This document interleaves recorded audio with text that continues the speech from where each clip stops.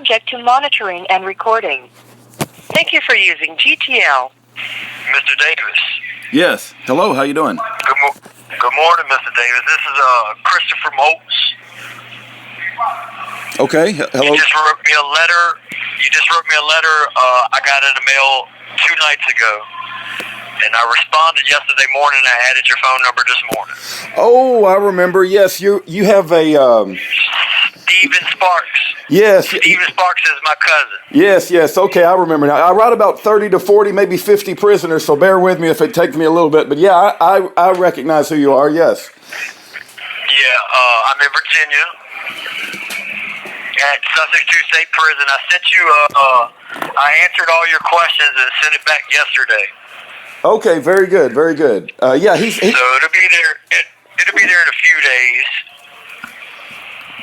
Okay, I'll be on the lookout. I'll be on the lookout for it, Chris. How long have you been incarcerated? I've been locked up since 1997. This happened in 1997, but I was in and out the first year on bond. Okay, wow. So 21 years. Yep. 21 years I've been dealing with the situation. And your paper says you fight for the innocent. Now I'm perfectly honest. They know that I didn't kill nobody. The courts and everybody know that I didn't participate in the robbery and I didn't murder anybody. I was unfairly sentenced. In the state of Virginia, this is what happened. Okay. They say I had a conversation, like we was at a party, and everybody was talking, and we were young and dumb, and everybody was saying, "Hey, we're going to take these drugs from this guy," Yeah. So just during the conversation, it was, them guys got this, that guy has this. So they know I didn't. They say that if it wasn't for me having that conversation, the robbery would have never took place.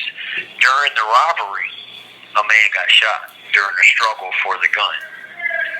So I wasn't there. They know I wasn't there. Everyone is in agreement that I wasn't there. So the only thing I was charged with originally was conspiracy to commit robbery. If I was in any other state besides the Commonwealth state, that's the only charge I would have had, was a conspiracy charge. Okay. But since I was involved anyway in the case before or after, they charged me with the same thing, first-degree murder. So the guys that actually went into the house got a life sentence. Me, I got a life sentence also. No release, no parole. Were you convicted of first-degree murder? What charges were you convicted? Sir. Wow, you weren't even there. You weren't even. I can't hear you, Mr. Davis. I'm sorry. It's just shocking that you were not even there, and yet you got convicted for first-degree murder. Wow. My name is Christopher James Moltz. If you Google my name right now, my whole statement of my facts will be there. Everybody that I talk to, when they hear this, they say, "Wow, how are you in prison?" I know guys myself, since I've been down, that actually have shot somebody and killed somebody, done 17, 18 years and went home. Yeah. This is what happened. In 1995, in the state of Virginia, they abolished parole. They said there is no more parole. Parole is done. Everything is done. But from 95 to 2000, in 2000 they passed another law. It's called the David E. Fishback Law. David E. Fishback, his jury was never told that there was no more parole. So in Virginia, the cases, the jury sentences you also. So, but they have to know what the guidelines are for each charge before they find you guilty or not guilty. So, in my case, the jury found I had 11 felonies. The jury found me not guilty of all the gun charges, but guilty of murder, and the guy was killed with a gun. That's shocking, man. That's absolutely shocking. The man was killed with a gun. They found me guilty of murder, but not guilty of all the gun charges. But then there's another thing. In 2000, the Fishback Law was passed, saying that all juries have to be told that there is no more parole. If you find him guilty of first-degree murder, he will die in prison. There is no more parole. There's no 85%. There's none of that. If you get life, you do life. If you get 30 years, you do 30 years. So the jury wasn't told that. So in his case, the jury had to consider something else. So in my case, they found I was tried with all my co-defendants, even though I didn't know my co-defendants. I never met them. When I left the house, the guy at the house called some of his friends, and they went and did a robbery and killed the guy during the robbery. So I was gone and didn't even know anything about any of this even happened. And then they picked me up later and said, if you read my statement of facts, you'll see it. If you Google my name, Christopher James Moltz, you will see it. The statement of facts in my case. And I sent you some information with my letter. And I sent an open letter for you to post online. There's a lot of stuff in my case that's crazy. Like when the verdict was read, like the jury, they found my co-defendants guilty on a Friday night after a 5-day trial. They found him guilty after like 16 hours of deliberation. They found him guilty on all counts. They was deadlocked on me. I got to go home on the weekend because I was out on bond. Monday morning, I come back. They tell the judge, Your Honor, there is no way we'll be able to reach a decision concerning Mr. Moltz. We are hopelessly deadlocked. That's what they said. So the judge issued an Allen charge. Do you know what that is? No, I do not. Allen charge is a charge where the judge sends the jury back into the jury room for 1 hour and says, come back with on every case, guilty or not guilty. So they send them back. An hour later, they come out and said, Your Honor, there's no way we'll reach a decision. He sent them to lunch. They come back after lunch. Have you reached a decision? No, sir, we haven't. Then they ask the question, Your Honor, what's the difference between robbery and burglary? After they already found my co-defendants guilty Friday night of robbery charges with a mandatory time. So all the lawyers were still there, the other guys' lawyers. They stood up and asked for a mistrial and all that. They said they just sentenced them to robbery charges and burglary charges, so how now are you asking what's the difference? You just sentenced them guys, you just found them guys guilty Friday night, you know? You're right. So, long story short, they came back an hour later after that third Allen instruction, and they came back with conflicting verdicts. My opinion is, and because when the verdict was read, 3 jury members were crying on the stand. The judge asked the courtroom to show no emotion because I had a big family, and the victim had a big family, right? So, and we all grew up together. We were all friends in the Hampton, Virginia. So the guy says, guilty of murder. And the women, hold on a second. Talking to my lawyer. So the jury, they started crying. 3 jury members started crying. And I remember looking at them. It was a long time ago. I was 19 years old, 20 years old. But I remember looking at them like thinking, why is these women crying, you know? And then years down the road, you know, after, you know, the University of Richmond Institute for Actual Innocence was working on my case, and some of the law students was working on my case, they talked to the jury members. And the jury members said they was, the 3 women that were crying, they were the ones saying that they didn't even want to find me guilty, but the judge kept saying, you know, you have to find them guilty. So pretty much the judge coerced them a little bit. Plus, they had conflicting verdicts. They found me not guilty of the gun charges that had mandatory time. So that was, I think they found me not guilty of that and guilty of the murder, thinking that I would be home on parole in 20 years. So the law students at Richmond asked the jury members, and if the jury members were polled today, and if they were asked, if you knew that there was no more parole, would you have still found him guilty of this? They would say no, because there's 3 jury members that said they didn't want to find me guilty at all, but all the other jury members wanted to go home. But it's been a 7-day trial, you know? Right. So they wanted to go home. So they came up with that. My lawyers, every lawyer that's ever looked at the case, I know you don't like lawyers, but anybody with a rational mind or understanding of a little bit of the law says, man, why are you still in prison, you know? But the reason why is because I don't have no help. I filed all my legal work myself. my habeas corpus. The only thing I had a court-appointed lawyer. I believe if I had paid a lawyer, I probably wouldn't have been in here in the first place. But I just didn't have no money. And then on my appeal, they appoint you a lawyer for your trial, then they appoint you a lawyer for your state appeal. But after that, my federal appeal, my habeas corpuses, I just filed my own partial pardon paper to the governor here because here in Virginia, Governor McCullough just left, but Northam took over. But McCullough was trying to get a bill passed in the Senate here to make the fishback inmates either parole eligible or re-sentence us. There's 400 of us, and I'm one of them, where the jury wasn't told that life means life, there is no more parole. So, I mean, there's a lot of stuff happening right now, and I know if I had a team and a support system and somebody that can help them, that something will happen for me. I filed my partial pardon clemency a year and a month ago. And they said it could take a year or longer to answer. And when I sent your letter out yesterday, I also sent an amendment to my partial pardon, adding stuff to it. So, well, let me ask you. I'm trying, yeah, go ahead, Mr. Davis. Okay, thank you. No, I found, I typed in your name, Christopher James Moltz, statement of facts, and I found yes, sir, that's it. I found a document that says, it says Court of Appeals of Virginia from the Circuit That's it. Okay, it's 15 pages, right? 15 pages? Yep, that's the statement of facts in my case. Okay, I'm going to put this in a Dropbox location so anybody listening can download this and read it to become familiar with your case. Let me ask you this. You've been in prison for 21 years already?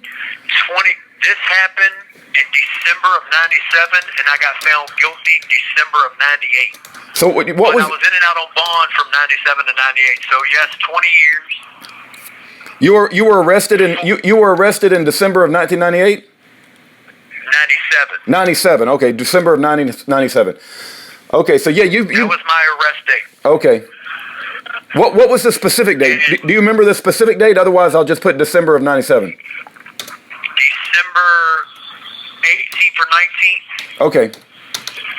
If you look in the paper all through that week for the city of Hampton, there should be some newspaper articles about it. Okay. But the newspaper articles aren't accurate. Yeah, I'm very familiar. I'm very familiar with mainstream media screws everything up. They do that in my other prisoner's case too. Let me ask you, what is your expected release date? Let's say nothing happens and nothing changes. What's your current release date?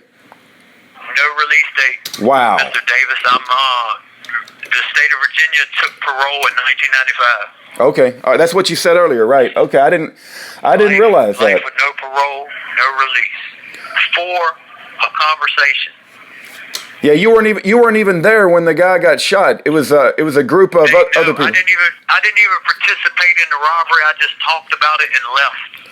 And and this is not contended. It's not like the other side would say different. The other side would agree you were not even there. Everybody knows. So my thing is, I was wrong for having a conversation. I'm a grown man. I'm 41 years old right now. Yeah. You know, I just spent more of my life in prison than I have free as a kid. Right. You know? Yep. So it's just, hold on a second, I'm getting a little choked up. Yep. It's just, you know, you need some help. What can people? Sometimes. Yeah, I understand, Christopher. I think you got a family member that cares about you deeply. Steve, what was his name? Steven Chirac, or Steven Sparks. Steven. He's a minister. He's got his own Christian ministry in Indonesia. He's my cousin. Okay, all right, Steven Sparks. That's right. Okay. He's got his own church in Indonesia. Okay. He's got his own ministry over there. He's a minister over there. Okay, I'm gonna try to make people aware of your story. I'm gonna publish this 15-page document, that statement of facts. If you were to talk to people in general, what can people do to help? I mean, what would you say? I mean, how if people was to learn about your case? There is a fishback in the state of Virginia. There's a fishback. I'm gonna send you.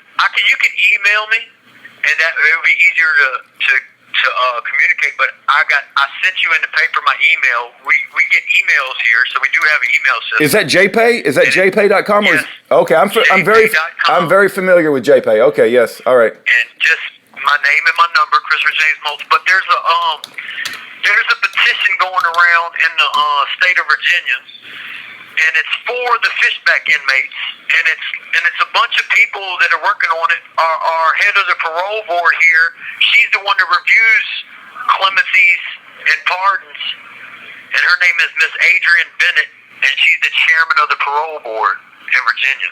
She's the one that reviews pardons and petitions.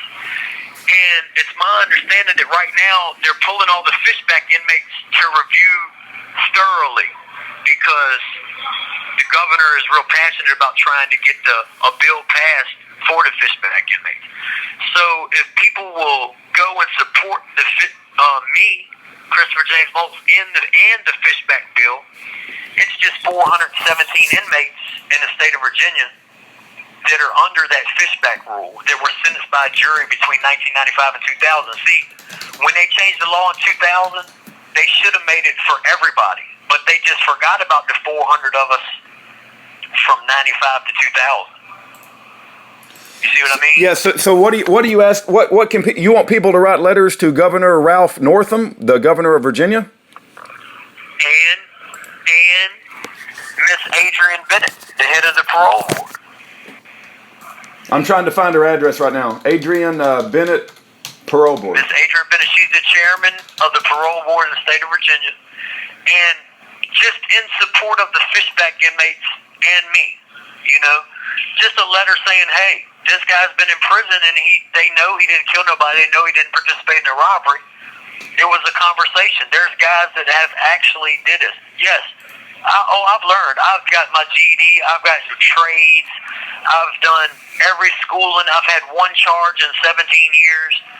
I mean, it's just, I'm doing everything to make myself better in here. Yeah. With nothing to lose, Mr. Davis. I've got nothing to lose because they put me in here and threw away the key. There's no release, no parole. But I'm still doing good. I'm still bettering myself, taking all the programs. Every program that's offered, I've taken. Every class that I can, I've taken. I learned maintenance. I was a maintenance man at every prison I've been to, where I fixed the plumbing and fixed electrical. I learned that. I worked at the Enterprise Wood Shop for 5 years. I learned how to build furniture. If I go home, that's probably what I'm going to do as my side job, is build furniture. But I do heating and air conditioning since I was a kid. And when I get transferred from this prison that I'm at, I'm going to another prison that has journeyman certificates, where you can learn HVAC as a 3-year class, where you get your journeyman certificate on heating and air conditioning. So I'm trying to do that too. So if by chance something happens and I do get to go home, I'll be prepared and ready. Yeah. I'm definitely not that kid I was. 20 years ago. 21 years is a long time. Can you receive paperback books, and do you have a King James Bible? I do have a Bible. Okay. I do have a King James Bible. Okay, good. And I think you can donate books to the prison, and I can visit the library and get them. But I can get magazines. You can send me magazines. If I try to... And I can get... Yep. And I can get paperback books. I can. Okay. You just got to send them to the property, to the prison. All right. So there's a book called The Kennel.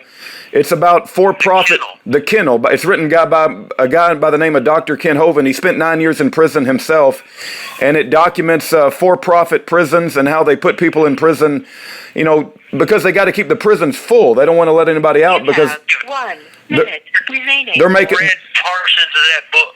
You have? Okay. Yes, I've read portions of that book, and I do want that book. Okay, yeah, I'll try to get it to you. It talks about how they're trying to keep the prisons full for money. They're making money off you guys, keeping you guys in prison. Can I call you back?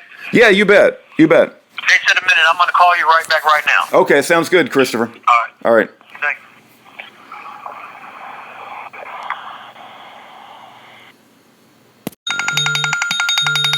you. Hello. This is a prepaid debit call from Chris. an inmate in the Virginia Department of Corrections, Sussex 2, State Prison.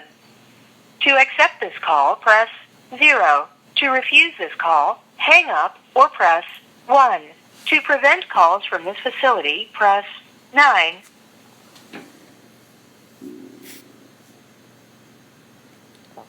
Hello. This is a prepaid debit call from an inmate in the Virginia Department of Corrections, Sussex 2, State Prison. To accept this call, press 0. To refuse this call is from a correction facility and is subject to monitoring and recording. Thank you for using GTL. Hello, Mr. Davis. Hey, Chris. So you can call me Rudy, by the way. So I found an article on March 24th of 1999. Looks like it was the Daily Press, and it says 2 Hampton men get life terms for murder. It mentions your name in here, and it does talk about the jury asking the difference between robbery and burglary, and it talks about it was a weird juror. That somebody complains that it was the most bizarre jury I've seen in 33 years before the bar. So exactly, that's lawyers talking right there. Yeah. Because it was so. Hey, Rudy, it's bizarre, man. It's like they know I didn't. It was me and another guy. They know that me and him were just at the house having a conversation. All right. So then when we leave, somebody else goes and does it, right? And the one guy, the only evidence they had was one guy saying everything that happened. And the one guy said, me and the other guy came to his house, talked about a robbery, then he called somebody else and they went and did the robbery, right? Yeah. So, if you read the case, you're going to say, wow, this guy's in prison his whole life. Well, my whole adult life for a mistake I made as a minor. You know what I mean? When I was out there just doing, and there's so much stuff about the brain and all that. Okay, I understand, but I still should not have been having this conversation. I was hanging out with the wrong people. I was smoking a lot of marijuana. But I was a kid, I was a kid, Right, and you can't be held responsible for a group of other people that go into somebody's house. I mean, it's not like it's not like you held a gun to their head and said you need to go rob and murder this man. I mean, how could you control what happens when other people enter a house? You weren't even at the at the scene. Even in my clemency petition, I turned in myself. See, I've done my legal work myself because I don't know the law, but I know my case, and I know the laws in my case. So I've been studying my case for 20 years. I mean, some days I just wake up and pull my stuff out and just read it all over again just because maybe there's something I missed, Yeah. But it's just, man, it's hard, man. It's hard. You gotta wake up every day thinking you're never going home. I got my sister, my nieces, and my mom, and, I got cousins, and all over the world and family. But they don't know what to do. They don't know how to help. They don't know. My mama, she's not computer savvy. My sister, she doesn't even really go on the internet. My nieces, they're kids. They're living their life. They got kids of their own now. So my son, he's working. He's on a 5-year apprenticeship for a company. So a lot of them just really don't know me. I've been in prison their whole life. So they don't know me and don't know how to help, don't know what to do to help, When I write people, they say they want DNA cases. When I write a lot of innocence projects, they want DNA cases. Yeah, but I'm like, right. I'm like I'm not innocent, but I'm serving life in prison for a conversation. Right. The guys that actually went into the house and robbed the house, they're in prison serving the same amount of time as me. Shouldn't it be different, Shouldn't I be held less responsible, I would think so. Yeah, but they got to keep the prison. That's what everybody says. And there's a lot of things. There's a Sixth Amendment violation in my case. They entered a co-defendant statement against me without him testifying. So that's a violation of my Sixth Amendment right, my right to confront my accuser at trial. But they say that it matched up what somebody else said, so they let the detective read the statement in trial. And the guy pretty much was just saying, he did all the talking, pretty much, just trying to shift the blame. But he got the same amount of time as me, too, so it didn't really happen. It didn't really matter what he said, But everybody knows what happened in the case. You know, what happened. They know I didn't participate. They know I didn't kill nobody, rob nobody. And I got to convince sometimes my own family. Like, I got cousins on my father's side that won't even talk to me. They're so Catholic and into the Catholic Church, and murder is the worst, that they won't believe anything else except I'm in prison for murder. They don't understand that I didn't kill nobody, but I can't explain it to them because I got found guilty of murder, you know? Yeah. You know, the story you're telling where family members will abandon you or turn their backs on you, that's because I deal with a lot of prisoners, right? That's what I do. I mean, I have a prison ministry, and that's a very common story over and over again. A lot of people, they can't get past the fact that the state has labeled you a criminal and they don't want anything to do with you. And you'll find out who your true friends are. People will show their true colors very, very quickly. Also, you know, don't be thinking that this is just a problem with Christopher James Moltz. There's a lot of innocent men that some of them have spent 35 years in prison, and they're just as, you know, they should not have spent a day in prison, you know, and I believe they're innocent. And I believe that we have a huge problem in this country with, you know, have you ever heard the statistic that we have 25% of the world's prison population, but only 5% of the world's population in America? Yeah. Yeah. We put way too many people in prison in America. It's just insanity, and we've got a problem that we're trying to, you know, raise awareness about and to, you know, make a case. My wife and I draw a picture, and we try to, you know, educate people about these cases such as yours. And I think yours is a good example of someone who shouldn't, you know, not be spending 21 years in prison. You got life without parole, which is insane. Hey, I'm trying to find a picture of you, so when I put up audio of our conversation. I got my sister, my niece is Sierra Moltz, and she should have some pictures of me and her in the visiting room and her baby. Okay. And my mom is Carolyn Faye Moltz, and she's on Facebook. You might be able to get some pictures off of there. Okay, I'll go on Facebook. Carolyn Faye? All right. Carolyn Faye Moltz, that's my mother. My niece is Sierra, S-I-E-R-A, Moltz. They should be friends with Steven Sparks. I'm not sure. I don't know if you're friends with Steven Sparks on Facebook. Yeah. Did he reach out to you to find you for my case? Yeah, because we have a website called Year of Jubilee, JUBILE.com. It's spelled with one E. Yeah. And he must have found out about us either through that or through my Facebook post. But we have a whole bunch of people that we advocate for, and we collect their stories, and we try to, you know, collect their documents and make Dropbox folders for. So I'm going to take your 15-page document, this conversation, if I can get a hold of your picture, and I'm going to put it all in one place so people can go to that one place and educate themselves about your case. Yes, sir. So I'm also going to recommend people write letters to you. So if they have any questions as they're reading on your case, they can reach out to you and, you know, ask questions. They can email me. Oh, right, JPay. Yes, right, JPay. Yeah. I got JPay. You could put that on there too. Give them my name and number and JPay. Yeah, I'll do that. And I don't need commissary. I've been down 21 years. Everywhere I go, I got good jobs because I work. I do maintenance. Right now, I'm a yard worker. I do the yard. I do everything on the yard, cut the grass, and push the food carts every day, and, you know, make sure all the laundry carts is everything good. So I got a good job. I don't need commissary. I just, you know, I do for myself. Yeah. That's incredible, man. 21 years. You spent longer in prison than you did out of prison. It's just insanity. Yes, sir. And because, you know, I don't remember 1 through 5 years old pretty much. I mean, I remember some childhood memories. Like, I remember playing, 1 through 5. But really, I wasn't, you know, as a kid, you don't count that, you know? So I've never been free for real. I've never been free for real. You know, I was always a kid. How old is your son? Your son must be about 20 years old, right? 21 years old? Yes, sir. I had a son when I was 17. His name is Joshua Chance Dees. That's his mother's name. And he's come to visit me. When he turned 18, he came to visit me by himself. And I wrote him letters as growing up. But right now, he's just so focused in on his, he's on Facebook too, Joshua Chance Dees. And he's in Hampton, Virginia. He's doing a 5-year apprenticeship for Hemp Rose Mechanical. When he graduated high school, instead of going to college, he went there.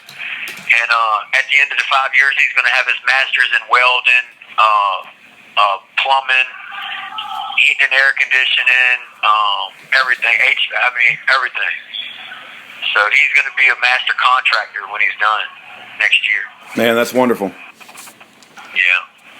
And he came to visit me, and I used to write him a letter every week when he was a kid. And his mama, she's a real bad alcoholic. She lives in Georgia.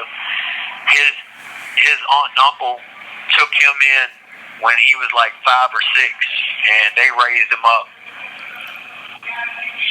Well, that's good that you had. It's good that you had them to raise him when you got stuck in this situation. Yes, sir. Like my first 5 or 6 years in prison, they were, up and down. I was on mental health medication for a while, and it was just rough, then when I was at a Wallens Ridge and Red Onion. That's the worst prisons in Virginia. So when I started out there, they was like, oh, we got to put him there because he's the worst. He's got a life sentence. So when they put me there, I'm there with all the older guys that've been down for a long time. So it was just wild, right? Yeah. So I got to fend for myself when I'm not a killer. I'm not a criminal. I'm really not, Right. I was just in a bad conversation in a bad place with the wrong people, and I'm thrown into that and got to learn how to live. So I lost a lot of people because I wrote a lot of people and said, listen, I'm always worried about what y'all are doing out there, and I always focus on what y'all are doing, and I'm going to miss something and get in trouble in here or get myself in a situation in here. So I need to learn how to live in here and focus on life in here. So I asked a lot of people not even to contact me anymore, Yeah. And I realized later on that was a mistake. I needed the support. I needed to focus on out there. Yeah. So it's just, I've been through a lot. It's been rough. I lost my dad in 2011. Was he? I guess did he come and visit you when you were in prison and support you? And yeah, he came to visit all the time. But in 1989, he was in a chemical spill at the Newport News shipyard, and he had liquid asbestos poisoning. So he was real bad off. For the last 3 years of his life, he was in and out of the hospitality houses in MCV in Richmond, and he was just real sick. And then he passed. He had a bunch of tumors in his stomach, and his bones were deteriorating because of asbestos. But yeah, he was my main support. He was my main support for a while. My mother's always been there, but my mother, she's, it's just, family is crazy. Our family it's a wild family. Like, there's some family members that I don't even talk to, Yeah. They don't reach out to me, like I said, cousins and uncles. They say, oh, murderer, but I'm not. And it's hard to explain, when I haven't talked to somebody for a long time, they're like, hey, man, listen, I just want you to know I didn't kill nobody. I didn't rob or kill nobody. It says, yeah, that's what I'm in here for, but I didn't. If you would just read the case, you will see that even the judge, the jury, everybody knows I wasn't there, but the jury said, the judge told them that if I had anything to do with it, I have to find him guilty. So in other words, the judge pretty much coerced them into finding me guilty, Yeah. Hold on a second. Okay. What do you need, Melville? CB out 36? 36? Oh, I thought you needed me. Oh, okay. No, I was talking to the officers. They said they needed my cell number. All right. Okay, Rudy, I took off work today to come and talk to you. Well, I'm glad you did, and my only counsel, I can't imagine the experiences that you've been through. Can you hear me now, Christopher? Can you hear me now? Yeah. Okay. Yeah. My only counsel, brother, is the Lord said He would never leave you nor forsake you, and I know that your life is not like a wasted life. I mean, there's still like a plan for you, and I am a man of faith, and I can't, I believe that my strength comes from the Word of God, and so I try to bury the Word of God in my heart. And, yes, sir. That's where I get my strength. But I'm going to try to educate people about your case and make a web page or a Dropbox for you and put information that you send to me. And so anybody that wants to learn about you, hopefully all the information will be in one place. You know what I mean? So. And I'm going to send you, there's a RIHD. I'm going to get it. I've got it wrote down. I'm going to get it and give it to you, so that you can put it up there too, so people can support the fishback claim. Okay. Now, the fishback claim is I'm pretty much filing my clemency and my partial pardon on is because I'm saying that it's not right for me to be sentenced to life in prison. And from 95 to 2000, when they took parole, Virginia was let's be tough on crime, let's lock away people, let's lock them away, and that'll reduce crime. But it's proven that it doesn't. You know? Yeah. No, they do that because they've got to keep the prisons full because everybody's making money when the prisons are full. Before we get cut off, Christopher, I'm usually more available in the evening than I am in the daytime. You caught me in the daytime today, which is good. But a lot of times I'm working myself. So in the evenings, I usually am more available. And then if you talk to your mother or your cousin, tell them to send me a picture of yourself. Okay. Because I looked for her on Facebook, but she's got like a private. I don't think she's very public on Facebook, so I would like to get a picture. I'll send my cousin Steven an email, and I'll get him to send you pictures. And you are at what on Facebook? Rudy Davis, Rudy A. Davis. And do I have to put anything behind? Hold on, I'm gonna type this in my email. I got my multimedia player in front of me, my JP player. Okay, I've already added you. I've already added you on JPay. I can send you a test message. Sir? I've already added you on JPay. I'll send you a test message. Okay, and I'll respond. Since you added me on JP, I'll respond with all the information for the Fishback, the RIHD, the people that are pushing forward in Virginia.